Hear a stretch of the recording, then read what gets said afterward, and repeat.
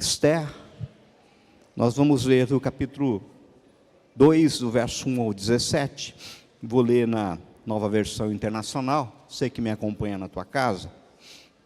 Depois disso, quando cessou a indignação do rei Xerxes, ele se lembrou de Vaste, do que ela havia feito e do que ele tinha decretado contra ela. Então, os conselheiros do rei sugeriam que se procurassem virgens lindas para o rei, e que se nomeassem comissários em cada província do império, para trazer todas essas lindas moças ao harém da cidadela de Suzã. Elas estariam sob os cuidados de Hegai, oficial responsável pelo harém, e deveriam receber tratamento de beleza.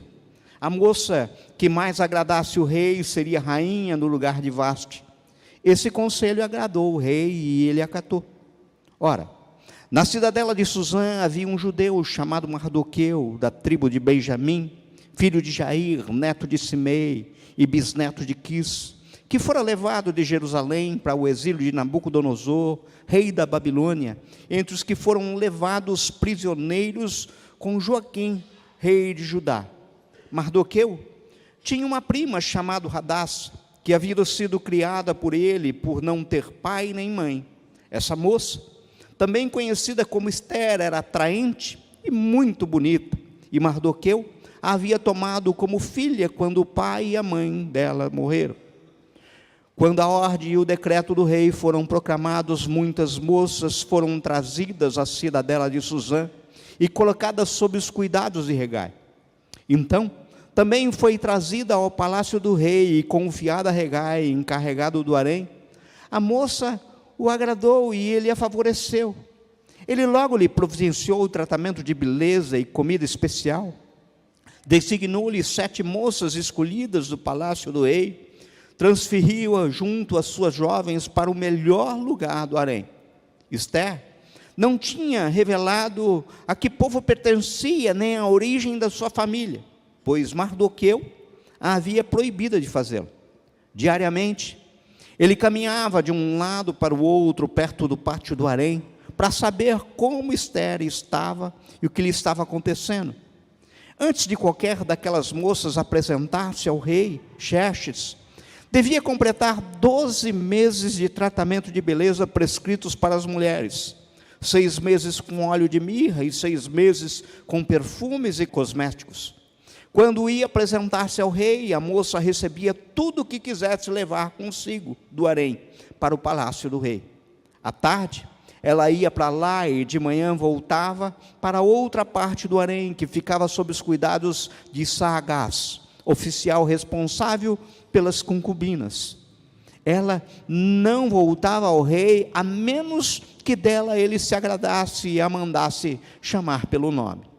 Quando chegou a vez de Esther, a moça adotada por Mardoqueu, filha do seu tio Abial, ela não pediu nada além daquilo de Hegai, oficial responsável pelo harém, sugeriu. Esther agradava a todos os que haviam.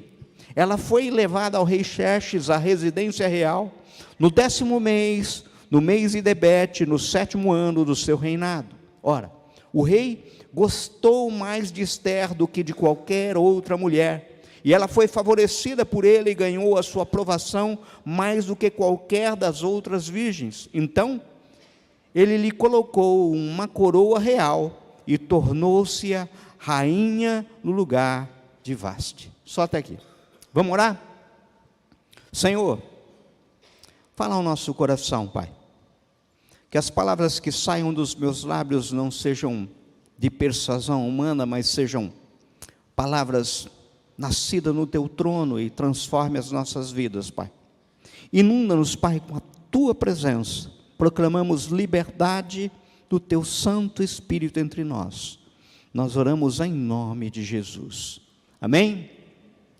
A Bíblia ela é cheia de histórias de heróis e vilões, e muitas dessas histórias permeiam o nosso imaginário, de modo que é muito comum, desde criança, termos contato com essas histórias, nos identificarmos inclusive com alguns desses personagens. Por exemplo, na história de Davi e Golias, nós por vezes nos vemos como o herói Davi, o salvador da pátria, jamais como o vilão Golias. E nos esquecemos, ou até mesmo sequer supomos, a possibilidade de nos identificarmos com qualquer outro personagem, como, por exemplo, o irmão invejoso de Davi, o Eliabe, ou com qualquer guerreiro do exército do Senhor, ou até mesmo com o próprio rei Saul. Pessoas que, à frente de batalha, tremiam de medo com os insultos do gigante. Nós, na realidade, somos assim, nos identificamos com heróis, e por vezes até fantasiamos um pouco esses personagens, nos esquecemos do contexto, do ambiente em que o herói estava inserido e da sua humanidade. Muitas vezes esquecemos. No caso, a rainha Esther é um desses personagens que chega a ser adulterado por nossas fantasias, sendo, aliás, muito comum associarmos a história do livro que tem o seu nome, Esther, a uma espécie de conto de fadas gospel. Se a gente vê só esse trechinho que eu li, a gente fala assim, é uma linda princesa, se tornou rainha, uma mulher belíssima. Pois bem, a ideia não é destruir o imaginário de ninguém, mas olharmos a história de Esther e procurar trazer algumas proposições que visam, digamos assim, corrigir algumas coisas, sobretudo para melhor lidarmos com o passado, melhor lidarmos com o presente e, principalmente, enxergarmos Deus em todo o tempo agindo em sua soberania. Parece essa canção lá que nós acabamos de cantar. Sabe, em todo o tempo agindo por nós, em nós, através de nós, e muitas vezes, apesar de nós. A pergunta são, afinal, quem de fato foi Esther? Quem foi Xerxes? Quem foi Mardoqueu? Ramã? Personagens desse livro. Quem de fato, inclusive, somos além do nosso imaginário? Será que é possível traçar um paralelo entre essa história passada há cerca de 2.500 anos e a nossa história vivida hoje? Vamos entender um pouquinho, e para isso a gente tem que entender o contexto que se passa. A gente pegou o barco começando na leitura. Bem, onde se passa essa história? Essa história se passa em Suzã, uma das capitais do Império Persa, que substituiu Babilônia como superpotência mundial, mais ou menos 500 anos antes de Cristo. A Babilônia foi a figura central da história da região, sendo inclusive responsável pelo famoso exílio babilônico do povo de Deus. O texto bíblico nos fala de uma extensão vastíssima, da Índia até a Etiópia. São 127 províncias, sua área e domínio principal é que hoje chamamos do Irã. Suzã fica no Irã hoje. Pense nisso. Da costa africana, tá? Passando por toda a Etiópia, Paquistão, chegando à Índia, todo esse império era a vastidão do Império Persa. Quem é o rei Xerxes? Ou, em algumas traduções, é a mesma pessoa, aponta como Assuero. Talvez você conheça a história da guerra do Império Persa contra os gregos. Para você se familiarizar, tem uma famosa história que tomou, inclusive, conta das telas de cinema, televisão, dos 300 de Esparta, do rei Leônidas, que inclusive Xerxes foi interpretado por um autor brasileiro, Rodrigo Santoro. Acho que muitos aqui já chegaram a pelo menos ter contato com Xerxes através, pelo menos, desse filme. Xerxes era um homem poderoso e cheio de ideias de grandeza. Ele era tratado dentro do Império Persa como um deus. Sua vontade era absoluta. O historiador Heródoto nos aponta que Xerxes, ou Assuero, como um sanguinário, um homem cruel.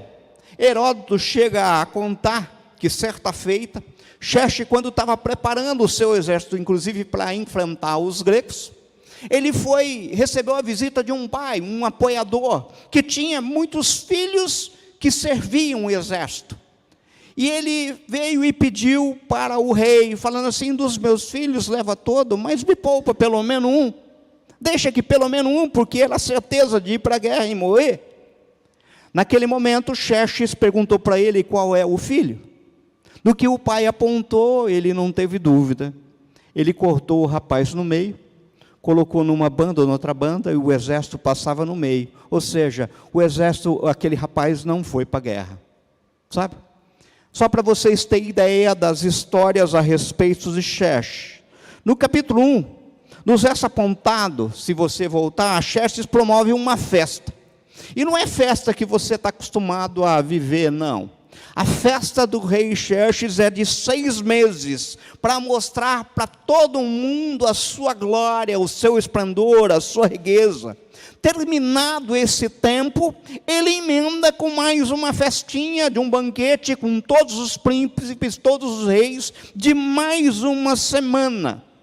E quando ele já está enfastiado de tanto comer, e diz aqui o texto, farto de vinho, ou seja, embriagado, ele manda chamar a sua rainha, Vasti, uma mulher belíssima, que estava numa outra festa só para mulheres. Essa mulher, ele queria mostrar à rainha a beleza, porque ele tinha mostrado toda a sua glória, só faltava mostrar: olha quão bela é a minha rainha. Diria que ela que viesse de coroa. Dizem, inclusive, os judeus que queria que ela viesse só com a coroa. E ela se negou. Quando ela se negou a comparecer, isso causou um alvoroço danado, porque o rei foi contrariado. Imediatamente ele chamou aqueles que eram conselheiros do rei, e os conselheiros falaram assim: ó, o negócio ficou feio, porque se a mulher não obedece nem o rei, que dirá as nossas mulheres? Né? Então o que ele fez?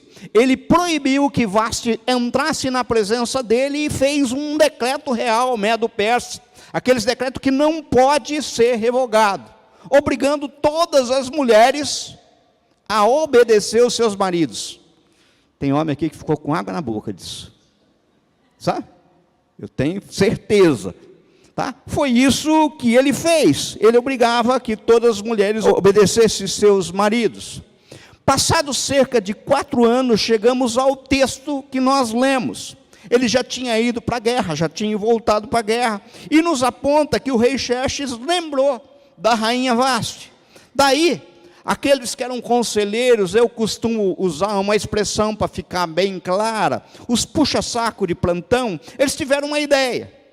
Sugeriram que se procurassem virgens lindas para o rei, e que se nomeassem comissários em cada uma das províncias do império, ou seja, 127 províncias, para trazer todas essas moças lindas ao harém da cidadela de Suzã. A moça que mais agradasse o rei seria rainha no lugar de Vasti. Esse conselho agradou o rei e ele acatou. Ele fez um decreto para que fizesse essa busca. No imaginário nosso, a gente lembra de história da Disney, a gente lembra de história de Cinderela, a gente lembra da história da Bela Adormecida. Pensamos num concurso de beleza, num grande baile, talvez, para a apresentação das moças lindas, sabe? Mas não é bem assim. Entendam. Na realidade, o que acontecia era um sequestro de jovens lindas e virgens para satisfazer o rei. Sabe, fico imaginando aqui, você pai, você mãe, alguém batendo a sua porta, dando uma olhada: tem moça aí? Tem. Dá uma olhada na moça. Opa, bonita, vamos levar embora. Sabe? Era essa cena, você entendeu? Ou seja, essas mulheres, essas moças eram levadas compulsoriamente. Talvez, o texto não fala, talvez 15 anos, 16 anos, 17 anos. Contanto que fossem de boas aparências e virgens. Era um sequestro. Veja, essas moças lindas e virgens, ao chegarem em Suzã, iriam para uma casa chamada Casa das Mulheres, comandada por Regai. Hegai lá era um eunuco do rei. Lá elas passariam um ano inteiro num tratamento de beleza para ter o grande dia de encontro com o rei. Os maridos aí ficam reclamando porque paga cabeleireiro para a mulher uma vez por semana, um ano inteiro. Já imaginou? Óleo, perfumes, um ano inteiro, tá? Para ir e servir a cama do rei. Funcionava assim: a moça ia para o rei, se passava, era entregue à moça à noite e ele a despedia de manhã. Se lhe agradasse muito, ele podia lembrar dela, porque ela estava numa outra casa. Ela não era liberada para voltar para casa. Ela ia para uma outra casa onde ficavam as concubinas. Se ele lembrasse dela, lembrasse do nome, ele podia pedir de volta. Um dia, talvez, olha, aquela me agradou. Era isso que acontecia, um sequestro. Pois bem, o texto que lemos nos mostra que havia em Susã um judeu da tribo de Benjamim, chamado Mardoqueu ou Mordecai, tem algumas traduções que apontam assim, remanescente dos exilados da Babilônia, ou seja, onde a Pérsia antes era a Babilônia, e a Babilônia caiu justamente pelo Império Persa, sabe? E esse homem cuidava de uma jovem como se fosse sua filha, pois seus pais haviam morrido. Essa moça, na realidade, tratava-se de uma prima, talvez uma moça mais jovem, bem mais jovem que esse, cujo nome é Hadassa, mas também era conhecida por Esther. No caso, o texto nos informa que Esther era muito bonita, e por isso, ela igualmente as outras moças das 127 províncias foram sequestradas com base nesse decreto real. Aqui nós temos já algumas coisas para a gente pensar, questionar. Por que Mardoqueu não voltou para a terra, já que o período do exílio havia acabado? O período de exílio havia acabado há mais ou menos 50, 60, 70 anos. Por que preferiu ficar em Susã? Ficar num país onde ele era estrangeiro? Essa é uma pergunta que o texto não responde. Mas podemos notar que ele estava lá como outras gerações que resolveram ficar, permanecer. Talvez já estivessem, inclusive, ambientados com o país, com aquela nação. Este, inclusive, é um problema sério. Se ambientar no exílio e em lugar em que não é o seu lugar. O texto nos fala que Mardoqueu, também escrito como Mordecai, ele era judeu, mas convenhamos, o nome dele não é um nome judeu. Mardoqueu, Mordecai, não tem nada de judeu. Na realidade, o seu nome significa adorador de Marduk, ou seja, do deus babilônio Marduk. Assim como no texto nos revela que a sua filha, prima, tem um nome original hebraico, que é Hadassa, que quer dizer murta, é uma plantinha cheirosa, murta. Mas recebeu um outro nome, possivelmente dado por Mardoqueu. O nome dela era Esther. O nome provavelmente relacionado à deusa Star, deusa do amor, da guerra, do sexo e da fertilidade. Chega até a ser antagônico, Deus do amor e Deus da guerra. Chega a ser antagônico. Vocês lembram de Daniel, Ananias, Misael e Azarias, que foi transportado com o Império Babilônio, tiveram seus nomes trocados quando foram exilados na Babilônia. Com eles também estava a mesma coisa. Note que, sendo Mardoqueu um judeu, ele deveria ficar indignado pelo fato da sua filha ser entregue nas mãos de um infiel. Xerxes era um infiel. Xerxes era um iníquo. Era proibido ao povo de Deus. No entanto, nós não observamos nenhum tipo, digamos assim, de resistência de Mardoqueu, nem dele, nem de Esther. Eu fico pensando aqui para os papais aqui de presente. Imagina alguém chegando na tua casa, pegando a sua filhinha do coração, solteira, linda, para levar para a mão de um cara que tem essa fama, um sanguinário, para entregar. Fico imaginando que todo homem que é homem iria ficar muito insatisfeito e iria falar assim: não, vai levar, mas vai levar por cima do meu cadáver. Filha minha, não sai assim não, sabe? Mas a gente não vê essa cena, a gente não observa isso, sabe? A gente vê uma moça, sabe, levada por um rei sanguinário, violento, para nunca mais voltar. O texto que lemos não nos revela explicitamente. Aliás, o livro de Esther é o único livro da Bíblia que não cita Deus nenhuma vez sequer. Nenhuma vez.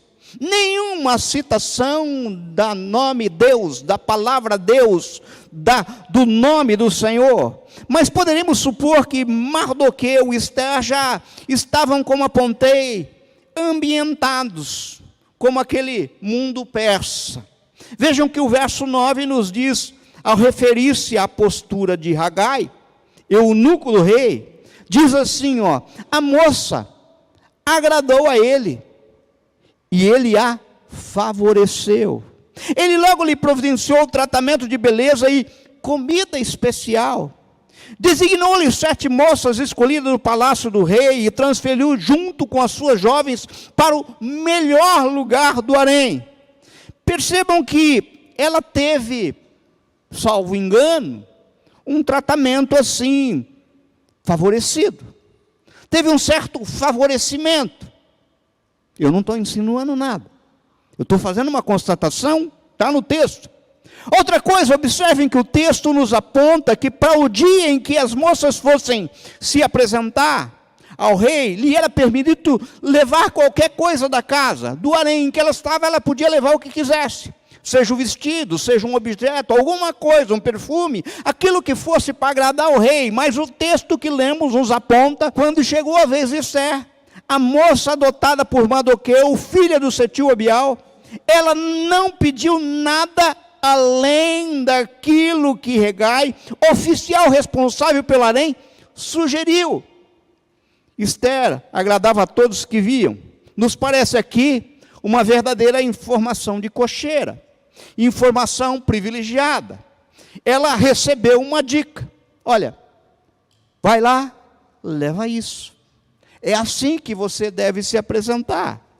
Note que Mardoqueu também nos parece um sujeito de uma certa influência, digamos, com um bom trânsito no reino. Pois o verso 11 nos dá conta o seguinte, que diariamente ele caminhava de um lado para o outro no pátio do harém, para saber como Esther estava e o que lhe estava acontecendo. Em outra tradução, diz que ele passeava por lá para se informar de como passava Esther e o que lhe sucedia. Quem lhe informava? Como era possível isso? Quer me parecer que existia ali algum esquema, alguma coisa por trás. Aliás, em todo governo que não seja centrado em Deus, há esquema, sabe? Eu estou vendo o texto e olhando com um olhar crítico. Agora perceba uma coisa mas muito importante, veja o que está apontado no verso 10. Esse é muito importante. Esther não tinha revelado a que povo pertencia, nem a origem da sua família, pois Mardoqueu a havia proibido de fazê-lo. Queridos, pensem comigo. Não é estranho essa postura de Mardoqueu de proibir Esther de revelar que pertencia ao povo de Deus e ela concordar com isso? Sobretudo quando nós sabemos que os persas não eram assim como os assírios e outros povos. Eles não tinham problema em permitir adoração a outros deuses, desde que ele pagasse tributo e não infringisse as normas do reino. Sabe? Você pode estar se perguntando, tá, Mardoqueu e Esther não se tratavam de pessoas talvez assim inocentinhas, tão puras, heróis sem defeito. Mas o que nós temos com isso? Aonde que você quer chegar, pregador? Queridos, querida, deixa eu lhes recordar algumas coisas absolutamente claras na palavra de Deus. Em primeiro lugar, Jesus, antes de ser assunto ao céu, dá a ordem para que os seus seguidores sejam suas testemunhas.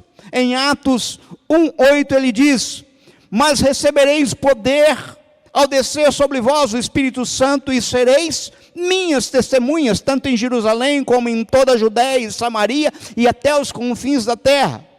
Essa passagem enfatiza a importância do testemunho cristão e a expansão do evangelho por meio da ação dos discípulos. Perceba que eu estou fazendo um paralelo de Esther, 2.500 anos atrás, e Cristo Jesus. O testemunho não se limita apenas à palavra, mas também se manifesta através de ações, de comportamento do cristão, refletindo amor e ensinamento daquilo que Cristo dá. Em segundo lugar, a palavra de Deus nos aponta também de forma absolutamente clara que se somos nascidos de novo, ou seja, se somos cristãos de verdade, nós estamos no mundo, mas nós não somos do mundo. É aquilo que está em João 17, 14 a 18. Aliás, o livro de Hebreus 11, 13, ao ser retratados os heróis da fé, nos deixa claro que se tratavam de estrangeiros e peregrinos nessa terra. E entre esses heróis está Velho Testamento, Novo Testamento.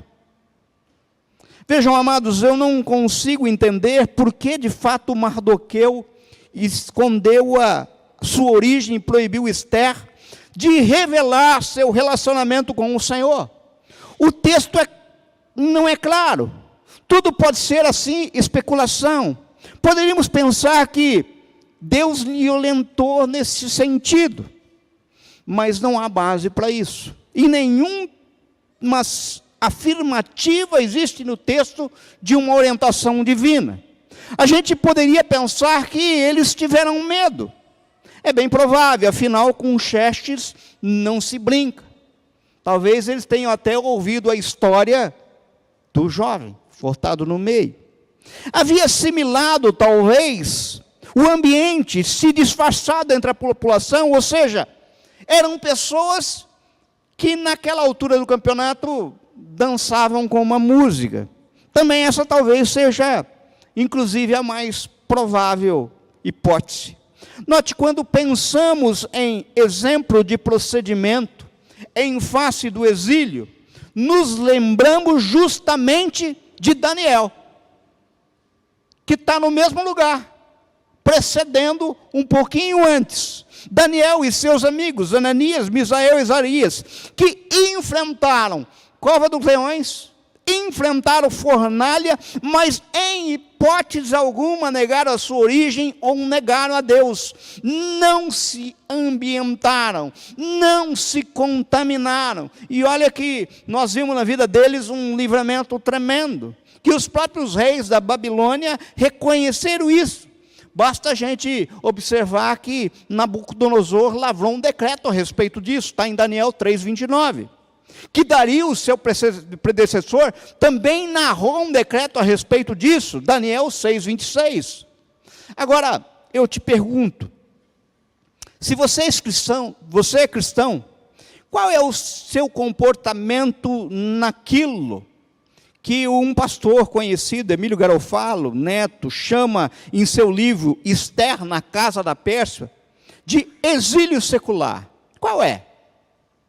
Se você é cristão, você não é cidadão desse mundo, mas você está nesse mundo. Como? Exilado. Qual é o teu comportamento?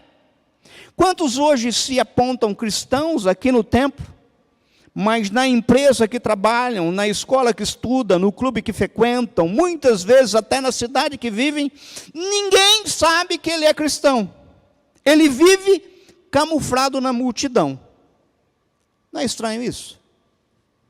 Quantos hoje se apontam cristão e até mesmo nas estatísticas, mas não tem problema algum em conviverem com aprovação de aborto, com sexo fora do casamento, com a mentirinha para poder fechar um negócio, vive ambientado, contaminado.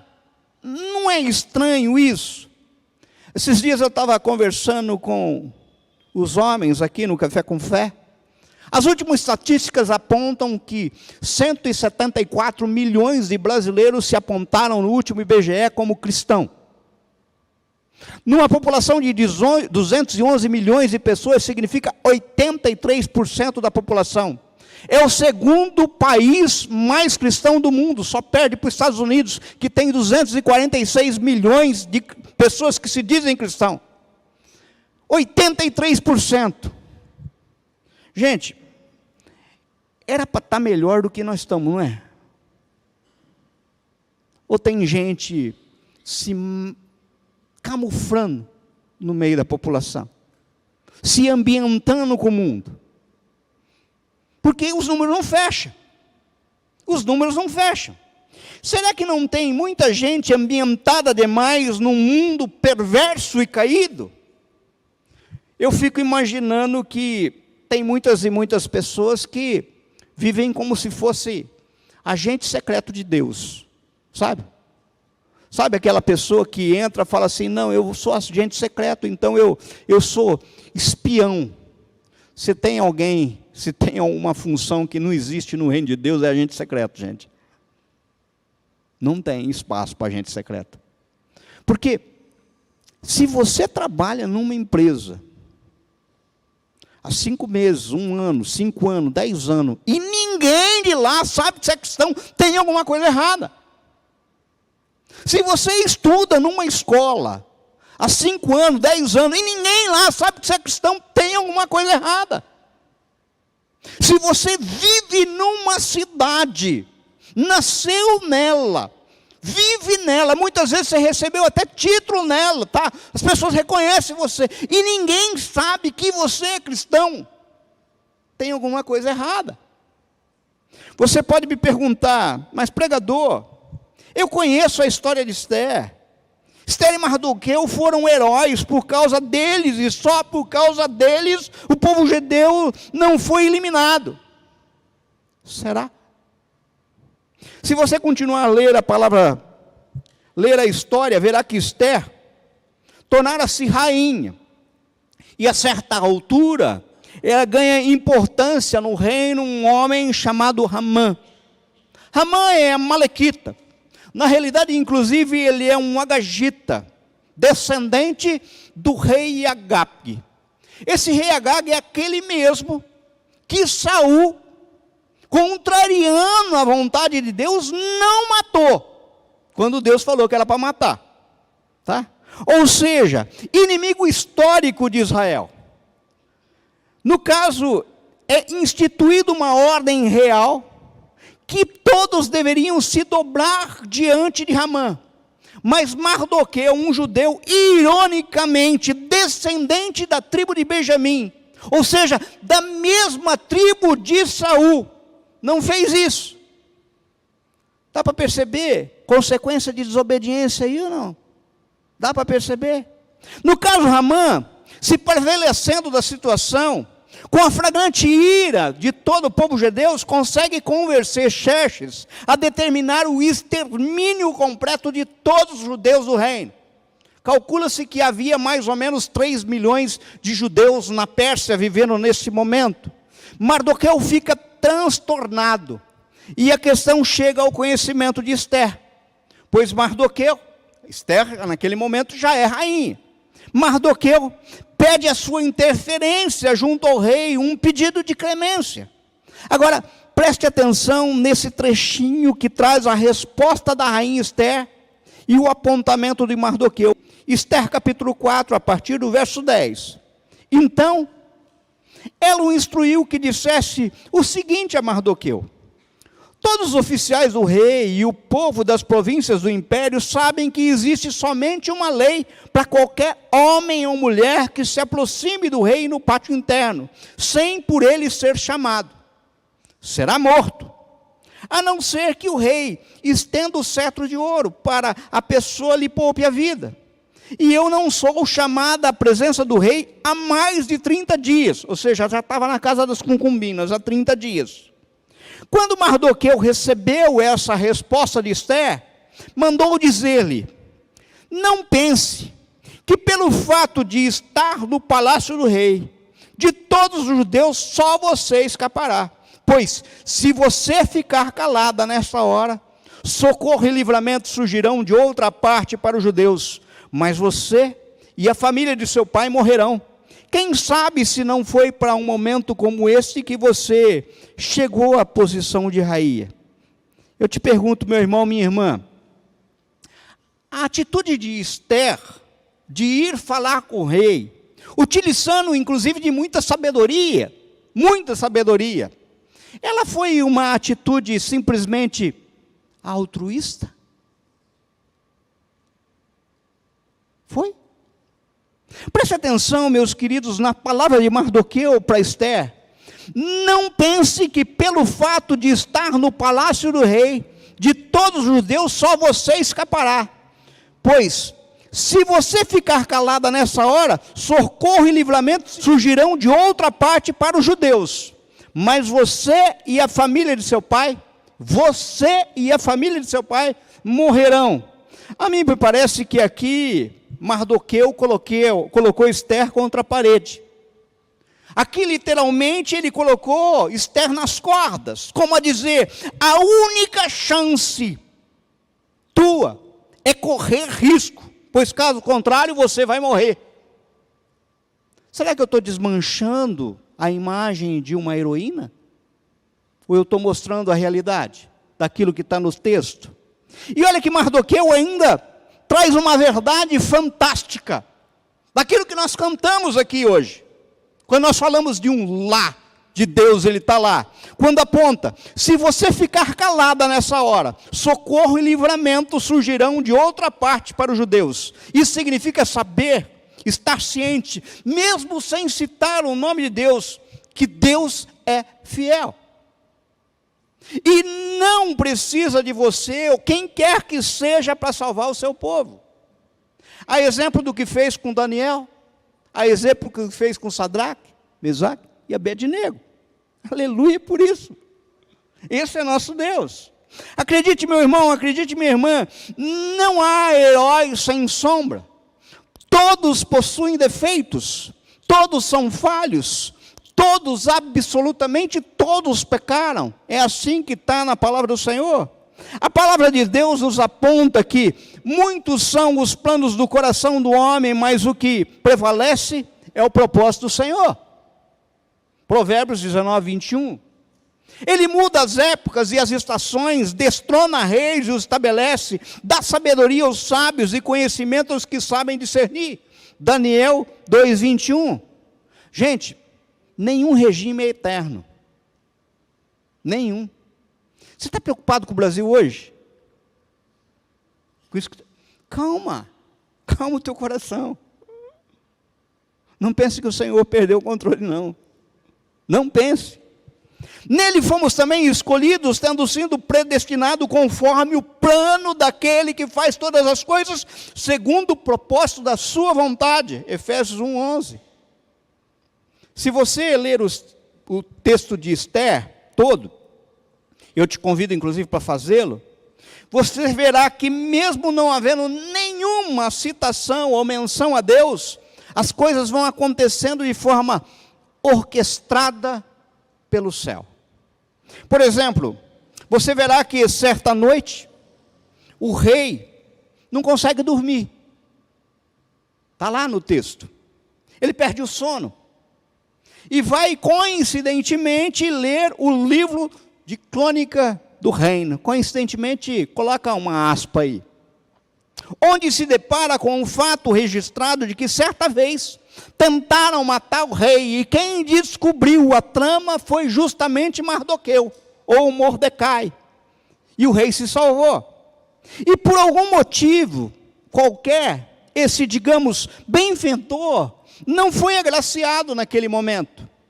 Por exemplo, você vai ver que Amã pretende assassinar todo o povo judeu, e de modo especial Mardoqueu. E ele manda construir uma forca com 50 metros de altura.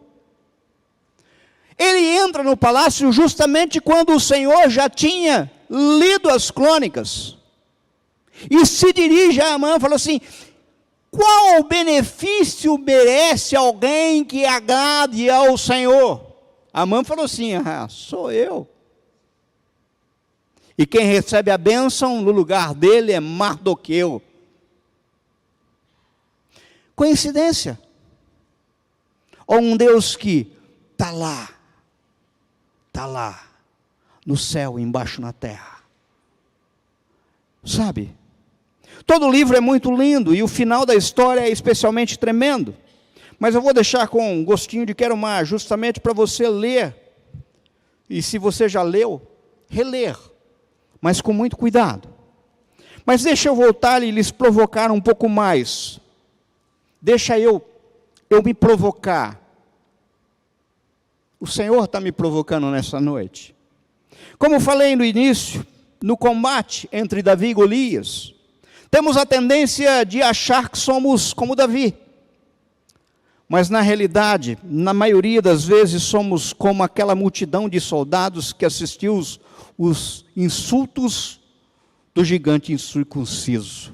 A única coisa que nos tranquiliza é sabermos que os nossos gigantes já foram vencidos numa cruz. Sabe? Só isso que nós temos.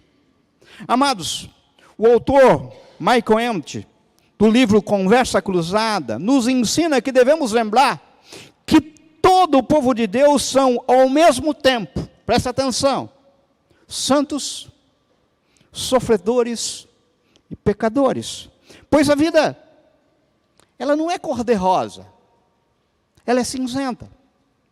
Esther é santa, ela é parte do povo de Deus, ela conta com a fidelidade do Senhor, ela conta com a benevolência amorosa de Deus em seu favor, mesmo quando não merece. Quem aqui merece? Quem aqui merece? Esther é sofredora. Ela é sofredora, pois convenhamos, o que poderia fazer uma jovem mulher frente a Xerxes? Ela é sofredora, pois convenhamos, está nessa situação por culpa de desobediência dos seus antepassados. Está nessa condição por culpa de desobediência do seu próprio tio que não voltou para sua terra. Insistiu em ficar lá. Ela é sofredora, pois que culpa tem ela de ser linda e virgem? Quem aqui não tem nenhum sofrimento na vida? Agora, Esther é pecadora. Ela é pecadora porque seus motivos não são altruístas. Ela é pecadora porque soube, digamos assim, jogar o jogo para ganhar os favores de Hegai, depois do próprio Xerxes, sabe? Mesmo se contaminando com o incircunciso, ela é pecadora. Quem aqui não tem pecado? Quem aqui não tem pecado? Como você vê Esther hoje? Como você está vendo? Como você vê o seu irmão hoje? Como você se vê no exílio que você está vivendo? Porque se você é cristão, você não é do mundo. Você está em exílio. Como você se vê?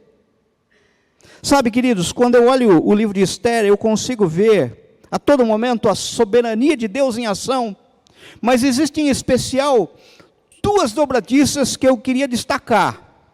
Uma primeira dobradiça que vejo foi a decisão e atitude de Mardoqueu de não se dobrar a Amã, o decreto real. O texto não diz, mas acredito que nesse momento Mardoqueu lembrou do Senhor dos seus antepassados. Percebam que ele não sabia ainda o que fazer. Ele não havia combinado nada com Esther. Ele sequer tinha conversado com Esther. Mas o texto diz que quando Mardoqueu soube de tudo o que tinha acontecido, ele rasgou as vestes, vestiu-se de pano de saco e cinza, e saiu pela cidade chorando amargamente em alta voz. Está em Esther 4:1. Queridos, talvez hoje seja dia de você também dizer um basta. Eu não me dobrarei mais. Eu sou apenas um peregrino nessa terra estranha, minha terra não é aqui, meu rei é o Senhor, e o único Senhor da minha vida se chama Jesus. Talvez seja isso. Uma segunda dobradiça que eu vejo, foi quando Esther ouviu de Mardoqueu. Quem sabe, se não foi para um momento como este que você chegou à posição de rainha. E respondeu: vá reunir todos os judeus que estão em Suzã, jejuem em meu favor, não comam nem bebam durante 3 dias e 3 noites, eu e minhas criadas jejuaremos como vocês. Depois disso irei ao rei, ainda que seja contra a lei, se eu tiver que morrer, morrerei. Esther 4:14 a 16. Meus queridos, minha querida, você já se perguntou, por que você está aqui? Por que você está onde você está? Por que você está no trabalho que você trabalha? Na escola que você frequenta? No comércio que você trabalha? Na cidade em que você mora? No país em que você mora? Você já se perguntou por que disso? A resposta pode ser a mesma. Sabe, amados, o autor, pastor norte-americano Mike Cusper diz que quando você se encontra vivendo em exílio, você é tentado em 2 direções: conformidade e isolamento. Na conformidade, a assimilação ocorre. Você adota a cosmovisão, a ética e forma da vida, da cultura ao redor, e você experimenta grandes mudanças internas e externamente. Em isolamento, você se fecha em enclaves, isolado, onde a cultura não entra e onde a sua cultura não consegue escapar. São 2 caminhos igualmente fáceis. É fácil se conformar e você é ricamente compensado por isso. Assim como é fácil se cercar e se proteger, mas os 2 levam ao fracasso. Assimilação é uma falha de nossa ousadia. Isolamento, uma falha de nossa coragem. Assimilação, falha em resistir. Isolamento, falha em amar. Queridos, eu vou concluir. O livro de Esther é um livro que não faz menção direta a Deus. Mas apesar disso, não há herói algum de fato, ou heróis como vimos, por vezes tem um pouco inclusive de vilão, os heróis bíblicos. Mas todos eles são santos, sofredores e pecadores, assim como eu, assim como você. Mas apesar de nós, simples humanos, podemos ver claramente o agir extraordinário de um Deus soberano que jamais perdeu o controle da história e jamais vai perder o controle da história. Sabe, queridos, o livro de Esther, na realidade, nos mostra um Deus atencioso que a todo tempo quer nos mostrar o caminho de volta para casa. Sabe? Quando eu estou falando aqui, eu quero falar para vocês que vocês estão em exílio, que aqui não é o nosso mundo, que esse mundo é caído, é corrompido, esse mundo jaz do maligno, mas nós temos uma nação nos esperando, onde o nosso Senhor é Cristo, Ele é o nosso Rei, e nós precisamos lembrar o tempo todo de quem nós somos, sabe? Deus fica escondido, mas não está só observando. Acredito que Esther e Mardoqueu, bem como todos os judeus que viviam na Pérsia, encontraram o caminho de volta. Se você ler toda a história, você vai ver que Xerxes continua no palácio. A Pérsia não deixou de ser Pérsia, Mas ficou claro que Deus age em todos os lugares e pode agir aqui e aonde quer que estejam os seus. Aonde quer. Esses dias atrás, eu estava numa visita e os pais pediram para que eu orasse, em especial, para sua filhinha, 17 anos, período de vestibular, jovenzinha ainda. Naqueles dias eu estava justamente lendo o livro de Esther, e lembro que apontei em nosso bate-papo ali, que acredito que a maior preocupação dos pais cristãos, quando enviam seus filhos para a universidade, principalmente do jeito que as universidades estão hoje, sabe, é que eles, como pais, deveriam orar para que a filha não se esqueça justamente de quem ela é, filha de quem ela é, e de quem é o seu Deus. E que elas não se amoldem, sabe, para não serem transformadas. Mas ao mesmo tempo elas não se isolem, para não serem ignoradas, sabe? Tem muitas e muitas pessoas que estão errando justamente nisso. Muitas vezes você fecha o teu filho numa bolha, e o mundo não é uma bolha, sabe? Não é uma bolha. Ou muitas vezes você libera demais, e ele trafega muito livre no mundo. E com o tempo, ele se esquece de quem ele é. Quem é o seu pai? Quem é a sua mãe?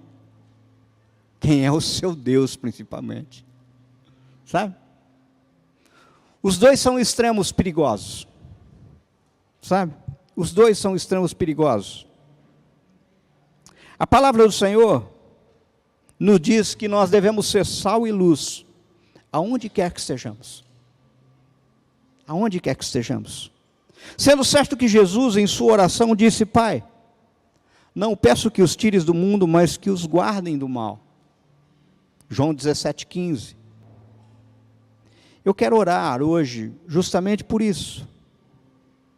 Porque Romanos 12,2 diz assim: não vos conformeis com este mundo, mas transformai-vos pela renovação da vossa mente, para que experimenteis qual seja a boa, agradável e perfeita vontade de Deus. Não se conformar é não entrar no molde, é não se amoldar, sabe?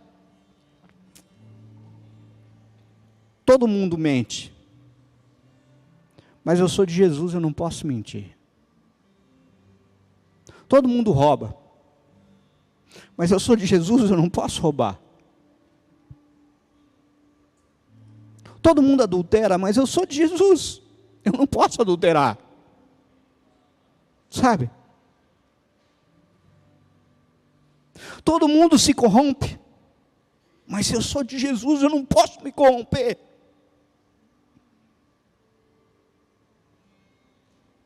Todo mundo vive dando jeitinho, mas se eu sou de Jesus, não tem jeitinho. Sabe? Queridos, a identidade de vocês tem que ser clara. Do lugar em que você trabalha, todo mundo tem que saber que você é cristão. No lugar que você estuda, todo mundo tem que saber que você é cristão. Na família que você pertence, os vizinhos da tua casa têm que saber que você é cristão. Sabe? Talvez hoje seja o dia de você dizer um basta. Eu não me dobrarei mais. Sou apenas um peregrino em terra estranha, minha terra não é aqui, meu rei é o Senhor, e o único se chama Jesus. Hoje é o dia de você lembrar que Jesus morreu numa cruz no seu lugar, justamente para te livrar de um exílio comandado por Satanás. Meu querido, minha querida, você já se perguntou, porque onde você está, onde está? Acredito que o Espírito Santo está falando com você nesse momento. Lembre-se que você não é cidadão do mundo. Você só está no mundo.